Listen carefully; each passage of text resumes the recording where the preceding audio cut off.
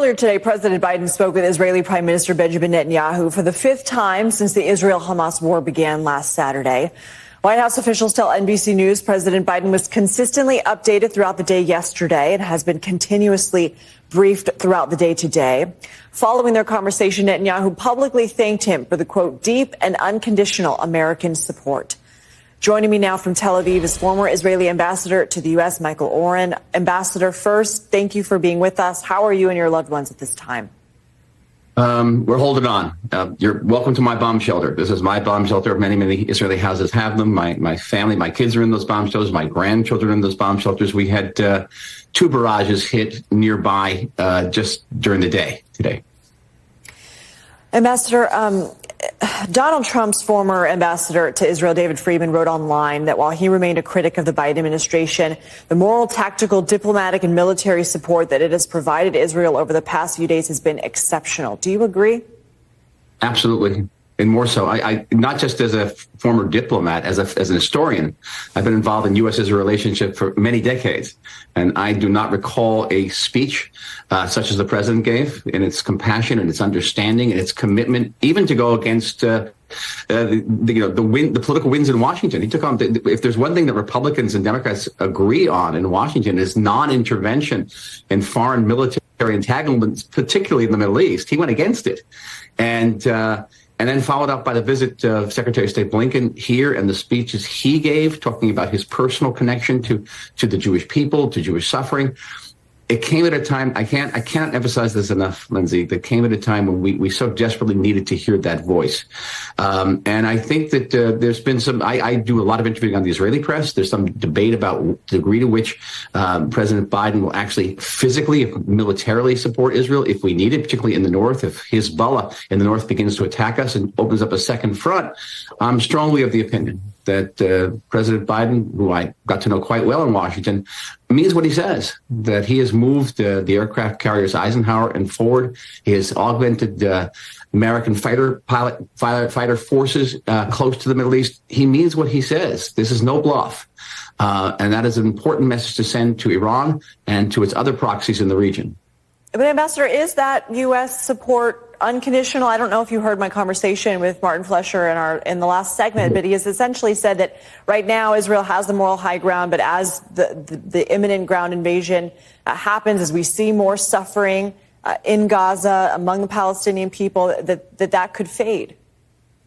I listened very carefully to what Janine and Martin were saying. I know them both very well and agreed overwhelmingly what they did say. And it is true in terms of public diplomacy, in terms of images on television, Israel's up against the clock. And that has happened in previous rounds. It's more emphatic now because the world is very much focused on what's happening here. And it's true. At the end of the day, though, we really have no choice. What's the choice? We have to go into Gaza. We have to uproot Hamas. That is 99% of Israelis understand this. I think the world understands this. The area is densely populated, and Hamas has dug in not just under Shifa Hospital. And yes, the Hamas puts its headquarters under hospitals. It's using these patients as human shields. It's using the entire Palestinian population there as a human shield, because under Gaza City is a warren of tunnels that goes on for estimates of hundreds of kilometers. And there's no way that the IDF, the Israeli army, can operate in this area without harming civilians if the civilians are above ground of those tunnels. So the only solution, as difficult it is, and nobody wants to see these Palestinian civilians suffer, is to have them move.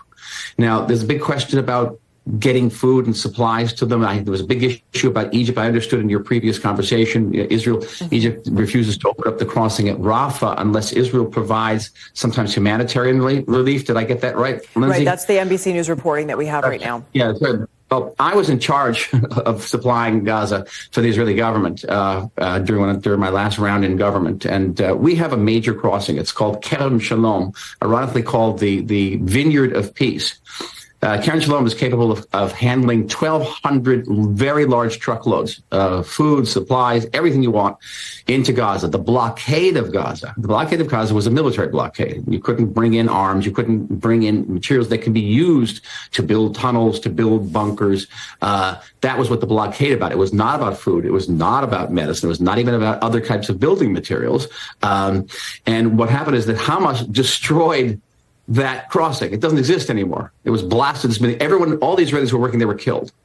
The routes to that crossing are now heavily shelled.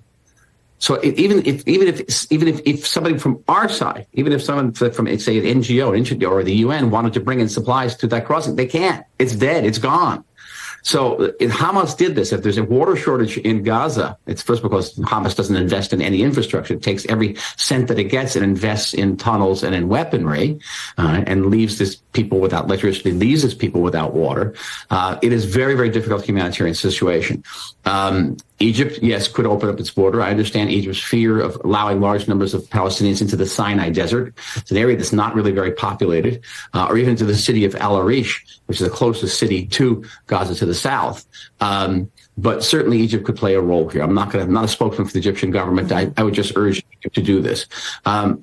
Point being, the humanitarian situation is very complex. I agree that in terms of public diplomacy, and public diplomacy is crucial to allowing time and space for the IDF to achieve its goals, is certainly a factor here. It has been a factor in every single round we've had. This will be our 5th round with Hamas. It's more acute now. And so I agree with Janine. I agree with Martin, what they were saying. And I would urge our army to do what it has to do as humanly fast as possible. Michael Oren, I so appreciate your time, your expertise on this topic. I hope you and your loved ones, your kids, your grandkids, continue to stay safe. Thank you, Lindsay. Have a safe day.